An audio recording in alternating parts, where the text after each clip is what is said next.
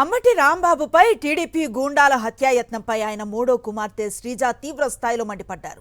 ప్రస్తుతం అమెరికాలో ఉంటున్న ఆమె నిన్న తమ కుటుంబాన్ని వైఎస్ఆర్సీపీ అధ్యక్షుడు వైఎస్ జగన్మోహన్ రెడ్డి పరామర్శించిన క్రమంలో ఒక వీడియోను రిలీజ్ చేశారు. జగనన్న తమ ఇంటికొచ్చి తమ కుటుంబానికి అండగా నిలిచారని, తమ తల్లి అక్కలతో మాట్లాడి ధైర్యం నింపారన్నారు. టీడీపీ గూండాలు తమ ఇంటిపై రాళ్లతో దాడి చేసి తగలబెట్టి రాక్షసానందం పొందారని ఆగ్రహాన్ని వ్యక్తం చేశారు.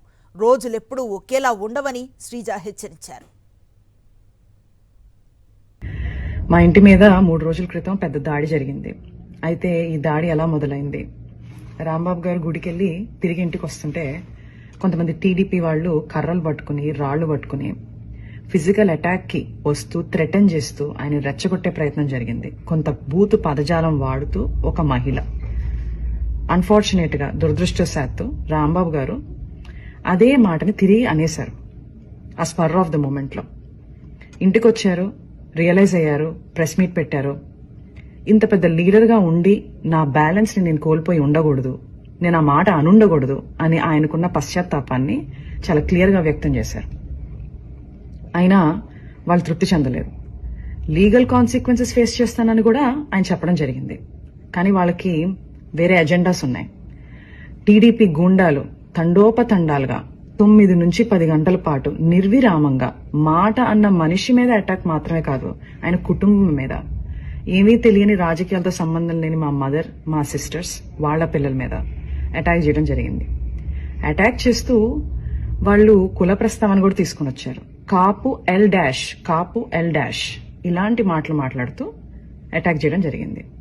అయితే నాకు షాకింగ్ విషయం ఏంటంటే ఇదంతా కూడా ఎగ్జిక్యూట్ చేసింది, ఇంప్లిమెంట్ చేసింది ఎవరయ్యా అంటే ఒక డాక్టర్, సెంట్రల్ మినిస్టర్.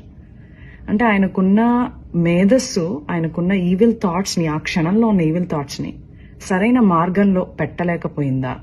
ఇది నాకున్న అంతు చిక్కని ఒక ప్రశ్న. అక్కడితో వాళ్ళు ఆగలేదు. రాంబాబు గారిని అరెస్ట్ చేశారు. ఏమని చెప్పి అరెస్ట్ చేశారు? మీకు భద్రత లేదు బయట ఉంటే అని చెప్పి అరెస్ట్ చేశారు. అరెస్ట్ చేసి చాలా కన్వీనియంట్ గా 4 గోళ్ల మధ్యలో బంధించి కాళ్ళు చేతులు పట్టుకుని ఫిజికల్ గా హెరాస్ చేయడం జరిగింది. ఆయన ఒక ఎక్స్ మినిస్టర్. సరే, మీకు ఆ గౌరవం ఇవ్వడం ఇష్టం లేదు. ఆయన ఒక సీనియర్ సిటిజన్, 65 నుంచి 70 ఏళ్ల మధ్యలో ఉంటుంది ఆయన వయసు. అయినా కూడా వాళ్ళకి గౌరవం ఇవ్వాలని లేదు. రాక్షసానందం పొందారు. అయితే నాకు అనిపిస్తుంది, ఇంతకుముందు మా ఇంట్లో వాళ్ళు అమెరికాలో ఉన్నాను, ఫారెన్ కంట్రీలో ఉన్నాను అని చెప్పి నా యోగక్షేమాలు కనుక్కోవడానికి తరచూ నాకు ఫోన్ చేసి మాట్లాడుతుండేవాళ్ళు. ఇప్పుడు ఆపోజిట్ అయిపోయింది సిచ్యుయేషన్. అయితే రోజులన్నీ ఒకటిలా ఉండవు. నిన్నటి రోజు ఈ రోజు ఉండదు, ఈ రోజు రేపు రాదు. 4 రోజుల క్రితం మా ఇంటికి ఎంతమంది అయితే జనాలు వచ్చారో అంతకు 10 మంది ఈ రోజు రావడం జరిగింది, ప్రేమాభిమానాలతో. ఆ రోజు మా ఇంట్లో కిటికీలు, అద్దాలు, తలుపులు పగిలిపోయాయి. ఈ రోజు ఏకంగా గోడలే పగిలిపోయినాయి. శ్రీ వైఎస్ జగన్మోహన్ రెడ్డి గారు మా ఇంటికి రావడం జరిగింది.